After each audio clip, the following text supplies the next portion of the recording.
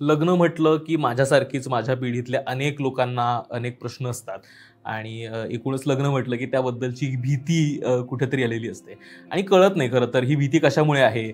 आपण ज्या पद्धतीची लग्न आपल्या आजूबाजूला बघतो, जितके डिवोर्सेस बघतो त्याच्यामुळे आहे की आणखीन काय कारणं आहेत. कारण आता आपण बघितलं तर आपण ज्या पद्धतीनं आधी एकत्र कुटुंब पद्धतीत राहत होतो आता तसे राहत नाही. म्हणजे बऱ्याचदा असं बघतो आपण की जरी एका शहरात कुटुंब राहत असलं तरी वेगवेगळ्या घरांमध्ये राहतो आणि मग आपण ते न्यूक्लिअरकडे चाललोय, पण तरी कुटुंब म्हणून तरी आपण एकत्र सांधलेले आहोतच. मग अशा परिस्थितीत लग्न म्हणजे काय, त्यासोबत काय काय जबाबदाऱ्या येतात आणि काय काय बदललं आहे आणि बदललं असेल तर मग त्याला कसं सामोरं जायचं, कसं ते आत्मसात करायचं, आपलंसं करायचं, असे बरेच प्रश्न पडतात. तर हेच प्रश्न यांना उत्तरं शोधण्यासाठी आपण मुक्तमुख लाईव्ह करतो आहोत.